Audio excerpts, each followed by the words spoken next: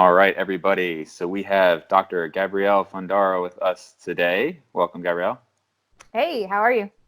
And I am, for like the second or third time, going to have to read this because I want to get it right. PhD in Human Nutrition, Foods, and Exercise from VA Tech in the area of gut microbiome and human metabolism. So that is a mouthful. You have definitely blown up in the last, I guess, year. I mean, I think the first time we talked was almost a year ago, which is kind of bizarre to think about. But I think when I first started following you on Instagram, you were at like, I don't know, maybe 5,000, and now you're at like 23,000. So it's pretty solid growth, pretty solid. Thanks. And I think part of it is, how you're dispensing information. And also I think part of it is just because gut microbiome is such a huge topic now, and just gut health in general is such a huge topic. It's really blown up. And you are obviously, an expert in that area. So one thing I wanted to talk about, I guess, is before we get into that, I want to touch on the charity. So the first two times we talked, we did it for Fur Kids. That's where my charity donation went to. And so for anybody who didn't see those, can you kind of briefly explain what Fur Kids is all about? Fur Kids is a charity really for shelter animals. So I have two shelter animals myself. I've got two rescue pups. And so I just always like to kind of give to charities for those, especially because it's an emphasis on no-kill shelters. So those animals like really need a lot of care. They're usually there for sometimes years at a time, and it's just very, very, cost and time intensive for those facilities. So I like to support them when I can. Awesome. Yeah, and I think I've had John Meadows and somebody else pick that one as well. So obviously a good cause. Awesome. And so as far as the questions, I think the most important thing everybody wants to know on this call is how can we accurately track our chemicals, because that has been found to be the most important thing for our health and bodybuilding progress. Yeah. So fortunately, everything is chemicals. So just like all of it, anything that you eat, so you can just count that, just like tally them up at the end of the day. And, we can just pick an arbitrary number because it doesn't make any sense anyway, and just say like, oh, maybe 100 a day could be good or bad for health, depending on who you talk to. 100 units of chemicals per day. You heard it here. Yeah, exactly. It's just like, whose line is it anyway? Like everything, the rules are made up and the points don't matter. All right, there you go. So where is that even like coming from? Is it just another buzz thing for people to talk about? I mean, the term chemicals, I've heard people talk about that in a negative way for a long time. In the last maybe like month or two, I've heard of people actually talking about counting chemicals. I haven't seen anybody talk about how you would do that, but I don't know where that's suddenly coming from.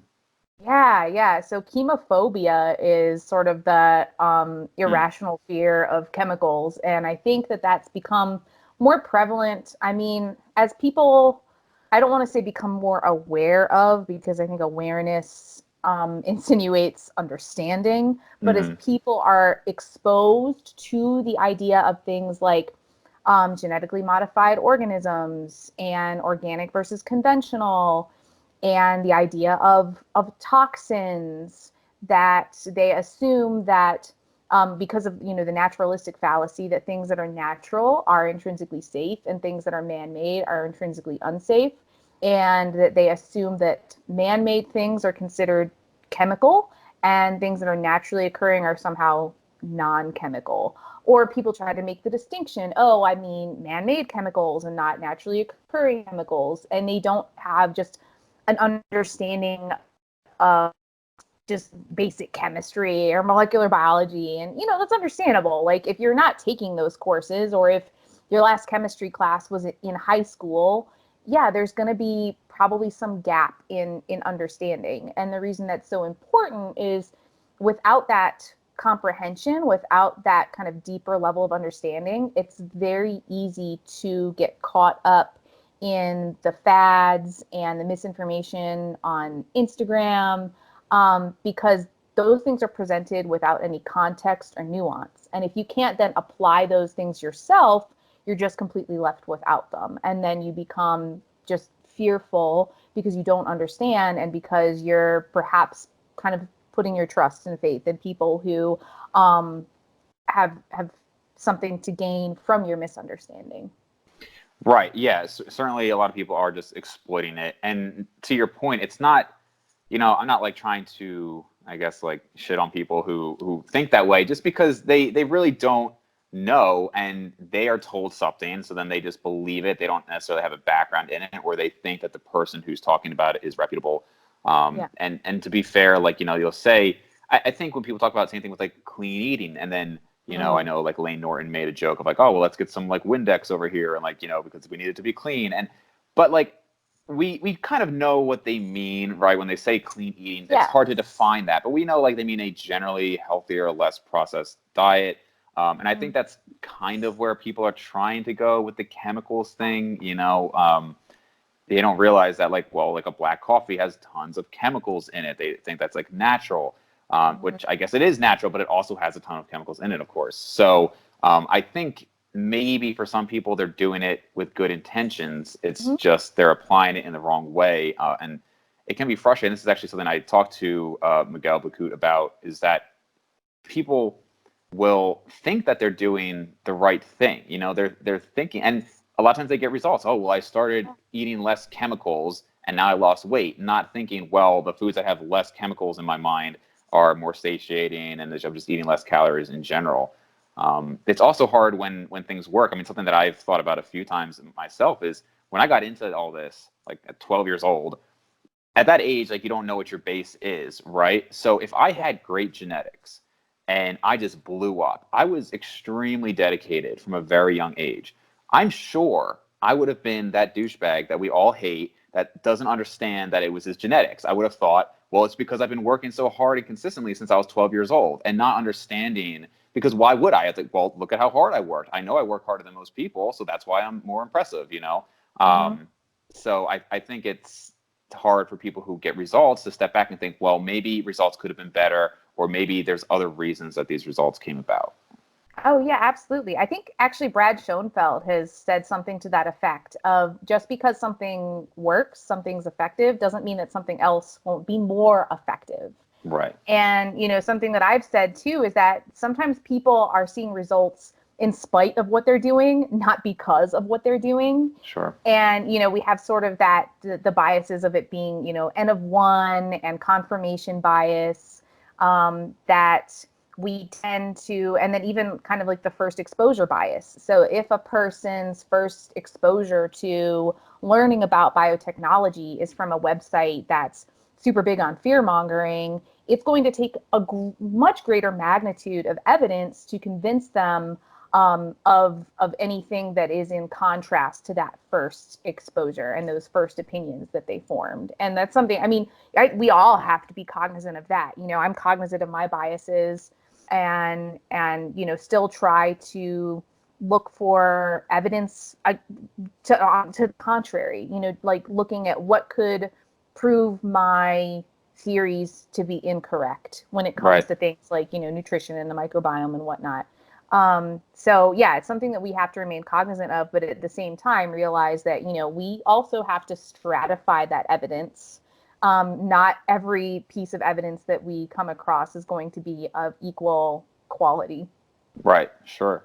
And so aside from the chemical stuff, what is one of the most surprising trends that you've seen in fitness, I guess specifically related to nutrition, in the last year or so? Surprising trends. That could probably go in a couple different directions. I'm kind of surprised to see that that like things that just don't have any evidence to support their use. I mean, and sometimes there's the absence of evidence, and okay, we have to wait for that. But then sometimes there's evidence of absence, or there's just no theoretical mechanism by which a product can fulfill the claims that surround it.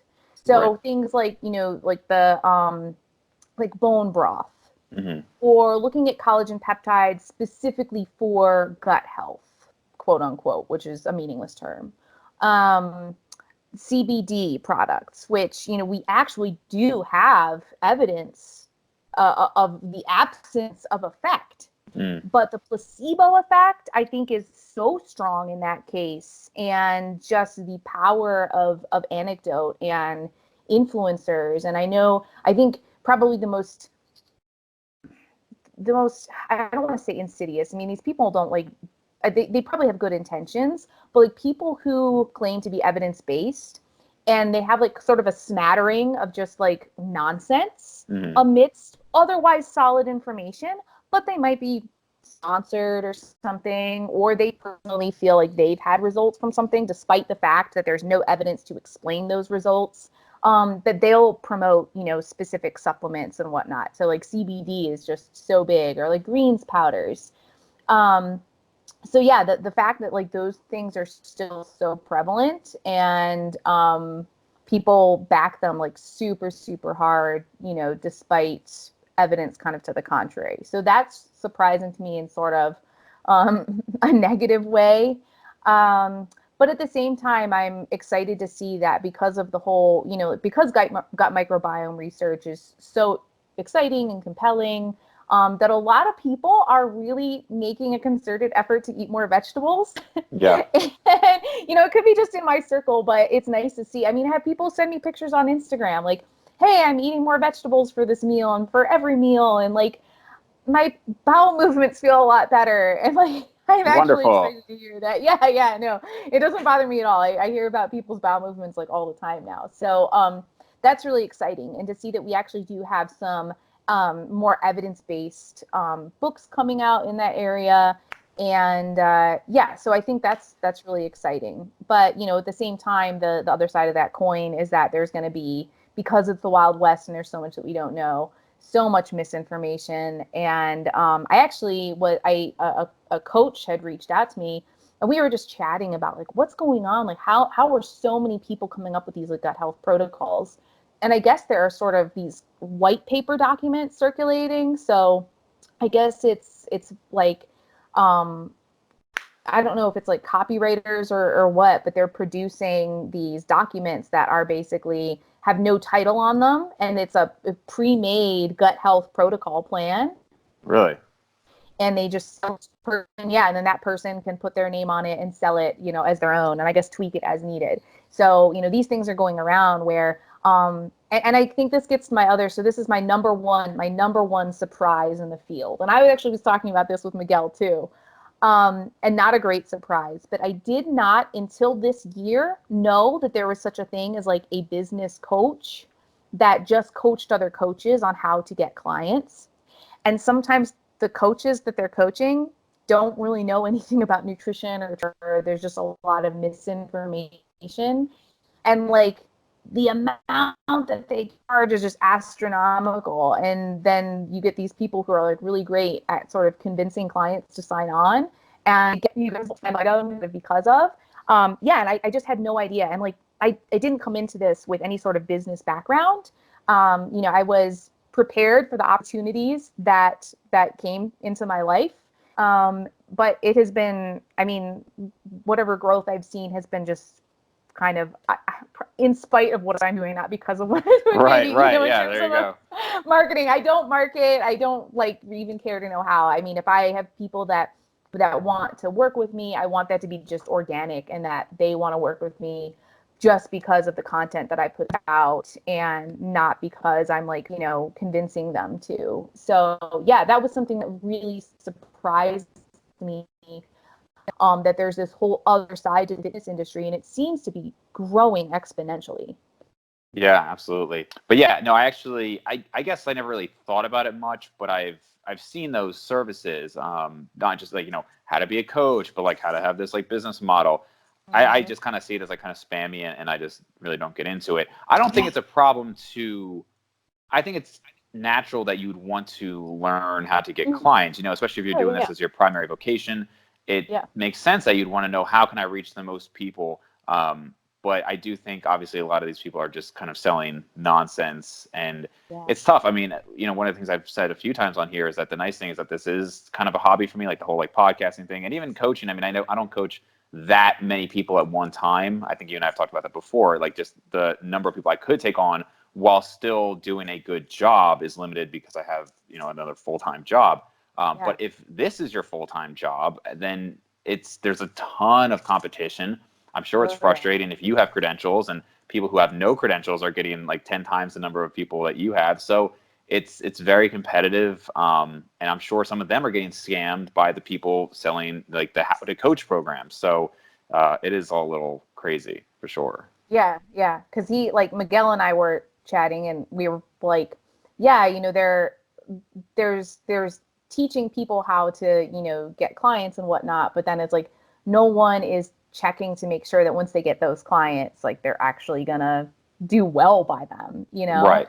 and there's no way to police that information. And I've um, this question has been asked actually in seminars before, with RP seminars, and Mike, I think, does such a great job of sort of explaining how this is like free market. I mean, people are going to sometimes be taken advantage of. Like, they're Yeah. gonna, like, they can go to any coach they want, and all the coaches can really charge whatever they want. Like, people will pay for that, and you are sort of you're responsible for the type of coaching that you receive. Yeah. Like, you're choosing what service you want, and I guess live and learn, and that's where we are. Right. Right. Yeah. No, for sure. So I guess on a maybe a more like positive aspect of Yes. everything, what is one of the more interesting things that you've learned within nutrition in the last year? Of anything you've seen come out, any of the cool data? Oh man. I think some of the most interesting stuff I've seen so far, I mean, in like with gut microbiome specifically, is how we are able to start stratifying sort of the effect sizes of various things on the microbiome. And I know that they have that whole number of like 30 plants a day from the American Gut Project, or 30 plants a week rather. And that's really cool. But at the same time, it's from like self-reported data and Hmm. and food diaries and things like that, and like fecal samples. So I don't really hang my hat on that number. Yeah. But it's a nice thing to as a reference to say, like, okay, well, we're not exactly sure, but here's where you might want to start, like, and at least gets people to increase the diversity in their diet.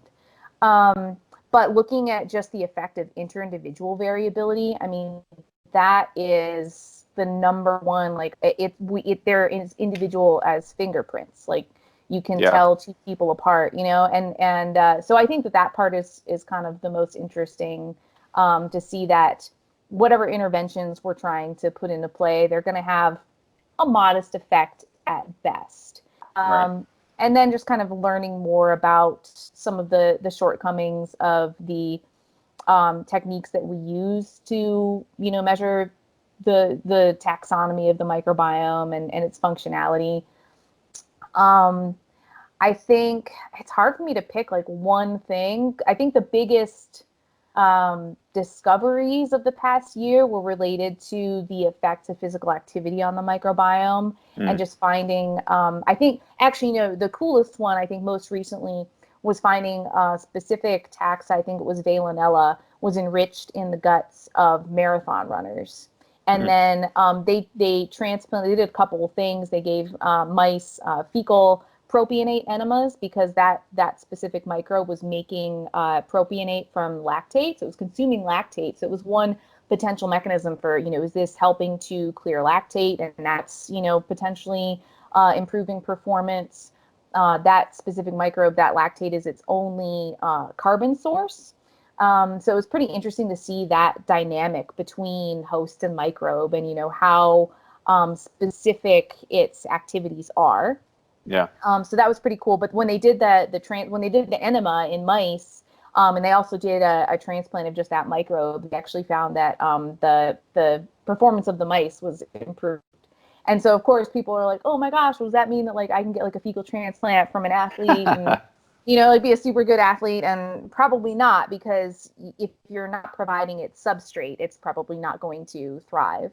But yeah, so finding that was super interesting, and just seeing the potential impact of regular physical activity on the gut. That's always super cool to see. And we're seeing more. That I actually have kind of a list of studies that I still have to get to. One that just came out was comparing raw versus cooked food and its effects on the microbiome. So I'm super intrigued to read that. I would assume that it's probably going to be pretty similar to what we see in processed versus unprocessed diets, that we probably will see increased diversity to some extent in folks who are eating like less cooked foods. Yeah, I would think so. The yeah, the less accessible they are to us and our digestive enzymes, more is going to reach the colon or the large intestine, and that's where most of the microbes are. So they're really going to benefit from that.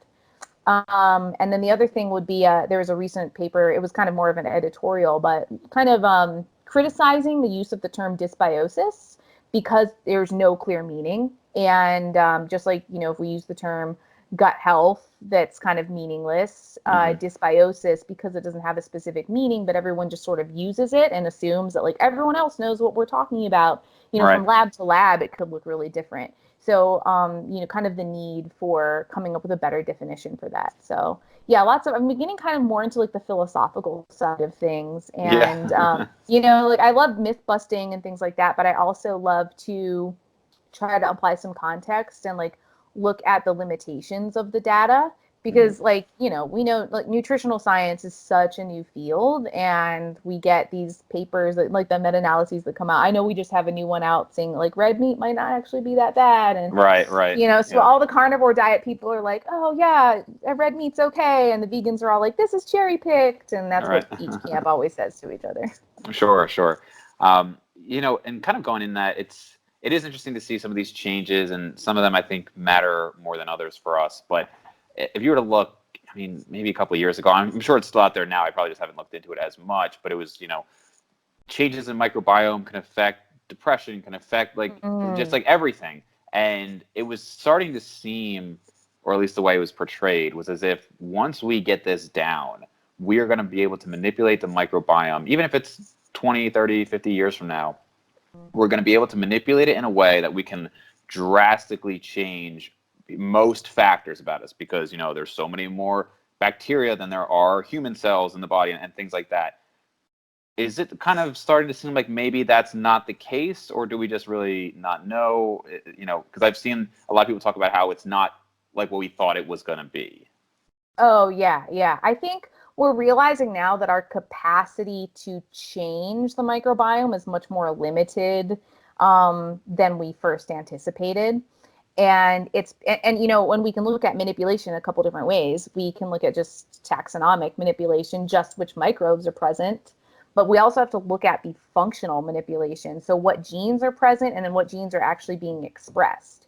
And there is an interaction between host genetics and the microbiome as well. So even if you were to, transplant two individuals with the same microbes, those that would actually thrive in each individual would probably be different. And everything else controlled. Like, so two individuals that have, same diet and physical activity habits, there is just seems to be a genetic factor of host genetics influencing the microbes. So it's not just a one-way street where like, oh, we'll do this fecal transplant and then like you'll change overall as a person, and like, all diseases will be prevented and so on. It just really doesn't, like that's definitely not the case. So, and then even the data on how the microbiome might influence mental health. Yeah, we're seeing that individuals who have some sort of mental health disorder do have some changes. Like their microbiomes look different from folks without a mental health disorder, but it's not consistent across the board. So like even individuals with two individuals won't have the same form of dysbiosis. So that's part of the reason why the term dysbiosis can be so problematic, because we assume that like, oh, dysbiosis is just one thing. It's like a one state and we can fix that and then fix all the rest of this. And that's just not the case at all. And I think on the flip side, though, the fact that people are aware that they can change their microbiome and they get like super excited about it and they want to do the things to change it in a positive way, those are things that we know are great health seeking behaviors, like eating more vegetables and plant foods and exercising regularly and managing sleep and stress. So it's like, whether or not those things would have a measurable effect on the microbiome, they're going to benefit you, like that's going to improve your quality and quantity of life. So it's like, okay, sure, do those things. I'm not going to be like, hey, you shouldn't do that because you're not going to change your microbiome anyway. Yeah, right. It's like, as long as it's good that they understand why it works, but I guess it's still better that they're doing the healthy things. So in the whole, Yeah, exactly. So previously you had talked about how like CBD, there's evidence that it's really not helpful. That one is an interesting one to me because, and Miguel and I did talk about that as well. And something I had mentioned with him is it's strange to me how much some people can kind of just like grasp onto something. One of my friends was, I don't know, just very sensationalistic with it. And she's a pharmacist. And she now is like trying to like work after like a cannabis center. And she was talking about giving like a talk on it. And it's like, she's like literally she will say like, oh no, all of the benefits you hear about are true. And I'm like, how can you say all of the benefits are? And like, I am 100% sure that she has not looked that much into the research. Like I know her pretty well and I know she hasn't. And it's just like, but like she'll smoke it and then she'll be like, well, I just think like I don't know if people use that as like a justification for like certain habits they might have to say that it's fine. I don't know if they just want to like latch on to something. I don't really know why it's like such an obsession with some people, but some people are like really, really behind it. So what has the evidence shown in terms of gut health and I guess more in general too? Yeah, that's the thing. We don't have evidence to support that it's useful for gut health. Yeah. We might someday. The funny thing is, though, we have endogenous cannabinoids and endogenous cannabinoid receptors, obviously. And so, like, we actually are we already produce ligands that can bind to those receptors. And that's actually one of the sort of indirect links between the microbiome and feeding behaviors, potentially. And this is just like theoretical. There are a few papers, like a smattering, that I read back when I was in grad school. So my memory on this is like super, super foggy. But I just kind of think it's funny that like people think, I don't know, that like this is just something that we smoke and like we have to get it intrinsically. And it's like, well, you're actually like making these things yourself. And yeah, they may actually modulate feeding behaviors, but no one's saying that like the endogenous cannabinoids that we're making are, going to cure any diseases or solve any problems. And so, I mean, we, perhaps, we'll see things come out in the future. I would say at least in this respect, there are potential mechanisms for how there could be some effect. Not in terms of like what we would get from THC, but, in terms of having a receptor available to which this ligand could potentially bind and cause some changes. Sure, that could potentially happen. But, I know at least for, like Miguel had posted that study looking at CBD and sleep and like literally no effect. And there are still so many people who are like, well, it helps me. Right. And it's like, oh, are you a special snowflake that doesn't like that you just defy the laws of human physiology and it just works for you specifically? Like, I don't know. So, it just remains to be seen, I guess. But the funny thing is, like with that research, those weren't like findings that I think probably most people would want in terms of like increasing feeding behavior and like potentially being linked to increased adipogenesis. Like those would kind of be, non-desirables, I guess. Right, sure. Oh, yeah. So it's kind of like how people say like dysbiosis prevents you from losing weight and causes you to gain weight. Well, actually, there are forms of dysbiosis that cause you to also lose weight. So we can't just assume that one thing's going to be good or bad. Like there's always going to be context to it. Sure. Something I actually heard on, it might have been an old Joe Rogan podcast, but he was, I don't know how evidence-based a lot of the stuff on there is, and I'd say that's putting it kindly, but he was talking about, who was he seeing? I don't know. Somebody, I don't know. He was just like shooting the shit with somebody, and he was talking about stevia, and he was like, oh, well, stevia, it's an all natural, so I love that I can just have it and know that like there's, nothing unnatural in my system. And so two things about it. One, I guess a few things. One is, do we have research on stevia, its effects on the gut microbiome?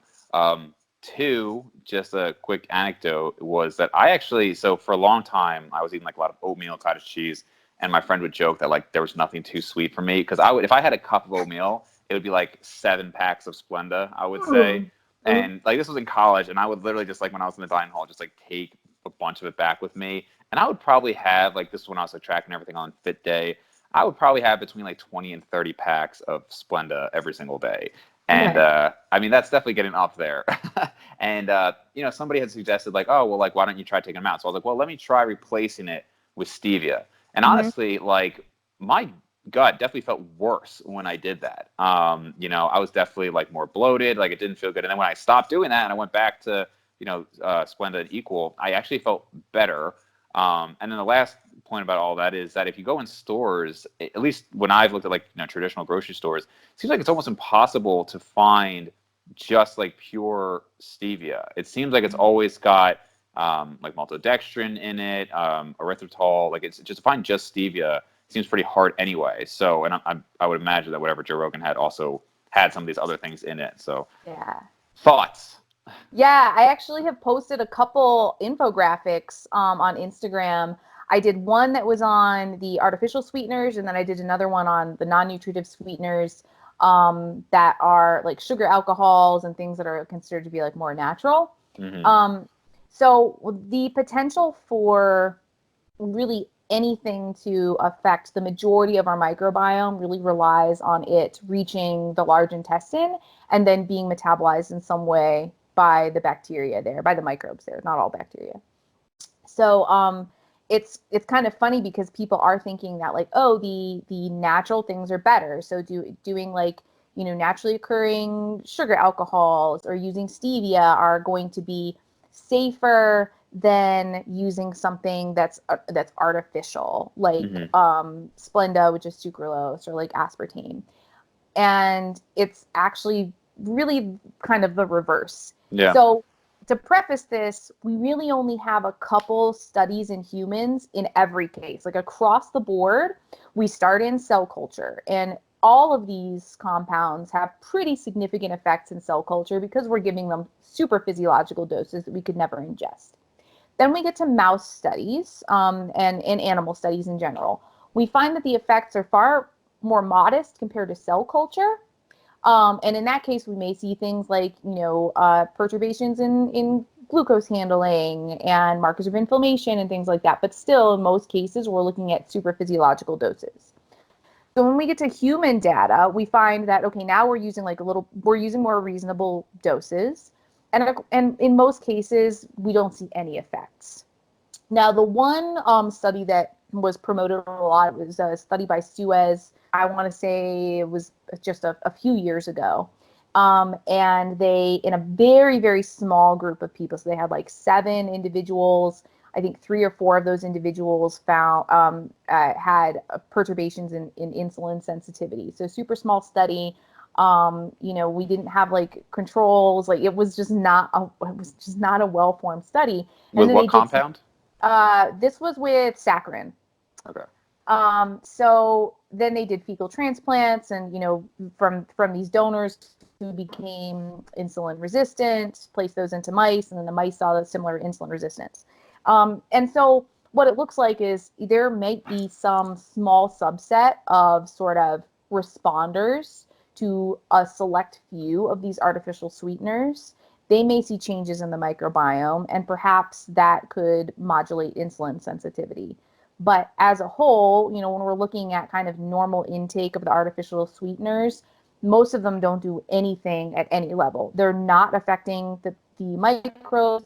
They're not affecting any sort of hormones produced in the gut. They literally go in one end and out the other, because they may structurally metabolizable. So like our enzymes don't work on them. The bacterial enzymes don't work on them. People have to understand that in order to, for something to have an effect, it has to interact with an organism in some way. So Right, like if sure. it just goes right through, it's not going to do anything. So like aspartame doesn't really seem to do anything. Same thing with like sucralose. Pretty much all of the artificial sweeteners don't interact with those microbes. Like they can't do anything with them. Whereas if we look at the sugar alcohols, like erythritol, well, erythritol actually isn't fermentable, but like xylitol, maltitol, some of these are FODMAPs also. They're Yeah. highly fermentable, especially sorbitol. Sorbitol is just going to give pretty much on like uncomfortable gas, bloating, and diarrhea. And with these sugar alcohols, they actually have what's called like a laxative dose. So like above, a certain amount per day, you're going to have a laxative dose, or you're going to have a laxative effect. And that's actually pretty easy to achieve if you're eating a lot of like diet foods. Now, those actually can impact the microbiome, sometimes in positive ways, because if they're fermentable, that means that it's being used as an energy source by the microbes. So that's cool. But if you have chronic diarrhea because you're using these too much, not cool, because that can actually flush out some of the luminal microbes, so the ones that hang out actually in the tube of your intestines rather than the mucus. So stevia, I mean, part of the reason that you don't see pure stevia extract is that it actually has a pretty low acceptable daily intake level and can actually have problematic effects. And especially if you're using just the pure extract. And so they cut it so that it's not, so potentially, I don't want to say dangerous, but I guess that's the word for it. Now, there's no human data on stevia use in the microbiome. So all we have thus far is like a single cell culture study that showed that it was suppressive of a few beneficial strains. But again, I mean, cell culture studies are kind of bogus. So we really Right. don't know what the effects are. But because it reaches the colon and it is heavily metabolized by microbes there, they're producing a few different compounds from that. Absolutely, it has the potential to have an effect on your microbiome. And so, yeah, like if you want to make the choice based on, is this going to affect those microbes, then you really want to go for the artificial sweeteners. And that's what I do. Like I use acesulfame K or aspartame, because like that looks like it has the most minimal effect, the least potential for any effect. And we've got human data on that too. And even like in rodent studies, a lot of them don't show that it's going to do anything unless you're giving like insane doses, like we were doing decades ago, and they were like, oh, it causes bladder cancer. Right. But yeah, like the ADI for those, I kind of gave equivalents for like a 150-pound person, anywhere from like, it depends on the compound, but anywhere from like 35 to 60 packets a day. Like it would be really hard to reach that. So, and even, even if you do reach the ADI, that's still set many magnitudes of times lower than what we actually saw in rodents having an effect. So, yeah. Yeah, because I definitely reached 35 some days. But I did switch over from Splenda to Equal just because it wasn't, like there was not a ton of evidence for issues with it. But at the time, Splenda was kind of touted like, oh, like, well, sucralose, it's, it's better for you than aspartame. But I think, if anything, there's maybe a little bit more research showing that there are some gut issues from sucralose. What else was I going to say there? Oh, it's just as far as like, I guess, playing devil's advocate, what some people would say is that, okay, we're not detecting issues with normal amounts, right? We don't see it, but not everything is going to be detected, in blood work or in this 6-week sample. But, if this dose is a problem, wouldn't a smaller dose be a problem over years? We don't have 20-year studies, maybe 20-year study, which, well, I have my own thoughts on it, but I want to hear what your thoughts are first. Well, we'd have to assume that like it's going to accumulate in the body in some way. And they actually do study, I mean, before this stuff even reaches the market, there are usually close to a decade's worth of research. And, we're not taking it out for like tens of years and whatnot, but like usually it's many weeks or months, and we're looking for, what's excreted in the urine and in the feces. So in these cases, like, we actually can say, okay, 97% of it is excreted in the feces, and the other 3% of it is excreted in the urine. So literally it's in your body for, a matter of hours, and it may not be metabolized at all. Like, so just literally in one end, out the other, within the matter of, a few hours, or however long it takes for, full gastric transit. So we do have that kind of data to look at, like, whether there's any bioaccumulation, and we can say about these things that there isn't. But if there was something that was bioaccumulating, yeah, certainly there's risk. But we can say that about, like, fat soluble vitamins, and people aren't like, Sure. like, they're not afraid of supplementing with A, D, E, and K, and, like, yeah, Which that maybe actually, even that one, they maybe should be, right? I mean, there are some issues with that. So it's funny. If they listen to this, they might get annoyed. But my brother used to be, like, huge on 5-hour energies, and, like, I should post up a picture of, like, this ridiculous. He had, like, 100 of them laid out one time, and I think my mom, we would go grocery shopping. My mom refused to buy them because she was like, "Well, I might as well just be buying you a pack of cigarettes." And I was like, "Mom, you drink coffee and you take a multivitamin. That's basically what that is. Like, it's just." Oh my gosh. Yeah. So, but I mean, it's just, and it doesn't matter how many times I'll explain it or show the information on diet soda. Well, it's, unnatural chemicals, and I don't know, man. There's only so many times I can explain it. So. Yeah. And I love to point out with aspartame, like, it's made of 2 amino acids. Like, really, it's just pretty much a dipeptide. Like, yeah, it's man-made, but, like, come on, I mean, Yeah. at a molecular level, there are very few things that would like, in the food supply, that are, like, really going to mess you up, the Sure. amounts that we're eating. Right. Yeah. Definitely. There are a lot bigger things to worry about, for sure. Yes. Yeah. All right. So I think that was pretty much I had on my end. Always informative. Always a good talk. Where can people find more of your information? So Instagram and Facebook as Vitamin PhD. I have vitaminphdnutrition.com, which is literally, like, the saddest website ever. I don't do anything with it, but I have really, all it is just a list of the podcasts that I've been on, and articles that I've written, and some of the books that you could purchase, and subscriptions to educational websites that I've contributed to. So if they want to check those things out, or shoot me a message, they're welcome to do that there. And then also on renaissanceperiodization.com. So that's my other coaching avenue. So I coach through there, and then I also coach through Vitamin PhD Nutrition. So depends on what you're interested in. If you want some more sport nutrition, weight modification stuff, stick with RP.